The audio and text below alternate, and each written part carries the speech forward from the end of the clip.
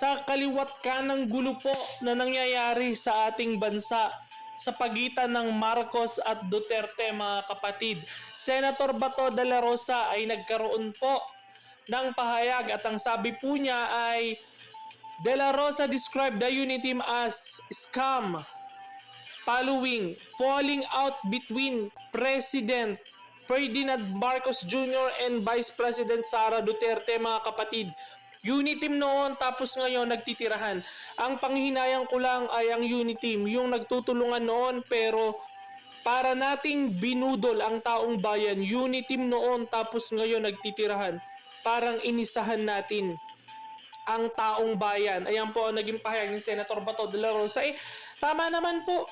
Hindi lang naman po si Senator Bato de la Rosa ang nakaramdam nito. Ito po ay marami pong Pilipino ang nakaramdam po na sila po ay nabudol sa pamamagitan po ng Uniteam, mga kapatid. Ay parang ginamit lang po ang word na Uniteam para po maisahan ang mga Pilipino na maibalik po sa pwesto ang mga Marcos, mga kapatid. At ganun din po sa pagitan po ni Vice President Sara Duterte, mga kapatid, ay labis po ang panghihinayang ng maraming Pilipino sa nangyayari pong sigalot ngayon sa politika, mga kapatid.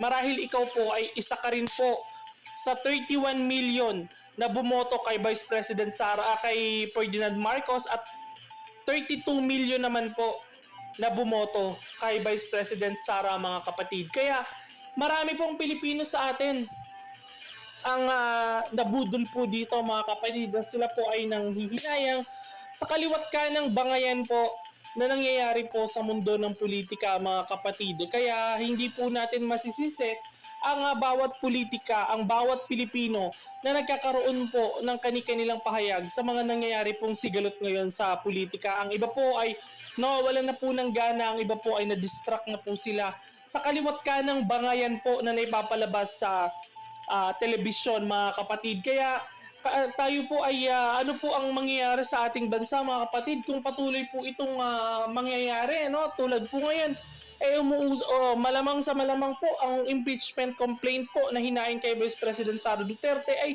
ano po ba ang sa tingin nyo dito, mga kapatid? Ito po ba ay uusad?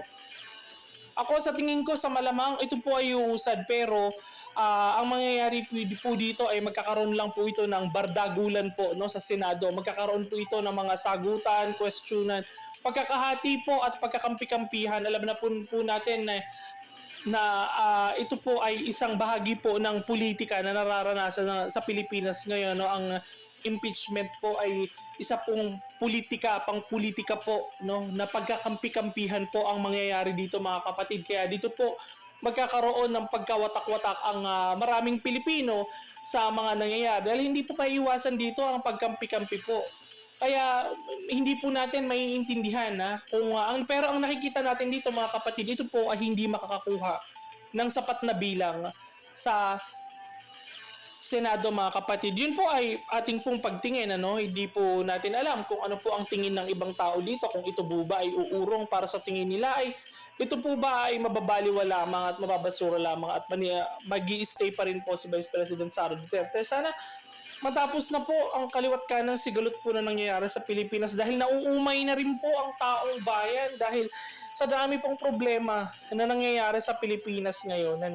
Hindi na po napagtutuunan ng pansin, tulad po ng paninindigan po ng Iglesia ni Cristo na ang sabi po nila ay bakit po inuuna pa po itong mga sigalot at gulo na to sa kaliwat kanang pong nangyayaring problema po sa Pilipinas, tulad po ng kagutuman, mga nangyari pong kalamidad, dilubyo sa ating bansa na hanggang ngayon po ay hindi pa rin po natutugunan ng Marcos administration, mga kapatid. Kung natugunan man lang or may naging sagot man lang sila, ay hindi pa rin po sumasapat po sa pangangailangan po ng maraming Pilipino na nagkaroon po at naapektuhan ng mga nagdaang kalamidad sa ating bansa, mga kapatid. Ito po ay pinaninindigan po ng INC, mga kapatid, na nakikita po nila na wag pong pagtuunan ng pansin dahil nakikita po nila na napopolitika na po at pinupolitika na po si Vice President Sara Duterte ng kanyang mga kalaban po dito sa politika, mga kapatid. Kaya sa darating na panahon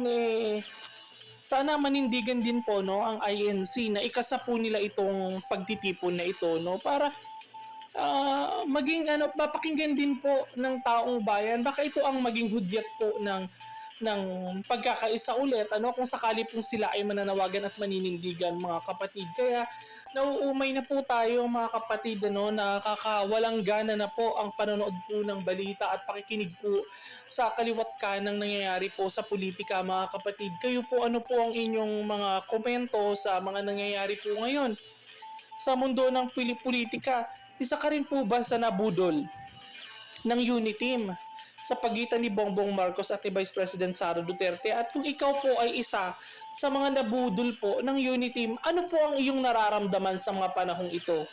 Ano po ang iyong may pinagsisisihan ka ba kung bakit nadala ka ng Uniteam ni Bongbong Marcos at ni Vice President Sara Duterte? O ang gusto mo na lang mangyari ay mawakasan po ang mga panggigipit na nararanasan po ni Vice President Sara Duterte at magkaroon po ng aksyon si Bongbong Marcos kung talaga po siya po ay naninindigan at nandyan pa rin po siya kay Vice President Sara Duterte at nagkaroon po siya ng pahayag na ayaw niyo pong ipa-impeach si Vice President Sara Duterte. Bigyan diin pa po niya, tindihan pa po niya, tindigan po niya at tatagan pa po niya ang kanyang paninindigan upang ito po ay hindi na matuloy dahil masyado na po itong divisive. Nagkakaroon na po ng pagkakawatak-watak ang Pilipino po. Na sa tingin po natin na hindi po ito papabor sa maraming Pilipino. 70% po ng mga Pilipino sa Mindanao po. More than 80% pa po ng Pilipino sa mga Mindanao na naninirahan sa Mindanao ay pabor po sila na wag po ma-impeach si Vice President Sara Duterte, mga kapatid. Ganon din po siguro sa Visayas mga kapatid na patuloy pong ginigipit si Vice President Sara Duterte. Nakakasakit na po ng damdamin, nakakasakit po sa pakiramdam. Tulad po natin ng mga OFW na nandito po tayo sa ibang bansa na apektado po tayo sa kalagayan po ng politika sa ating bansa. Lalo't papalapit na po ng papalapit ang mangyayari pong midterm election sa mga ihahalal pong senador mga kapatid. Kaya sana matuldukan na po para matapos at makausad na po ang iba po pong mangyayari sa Pilipinas dahil marami pa pong tinatalakay at marami pa pong gustong maging trabaho.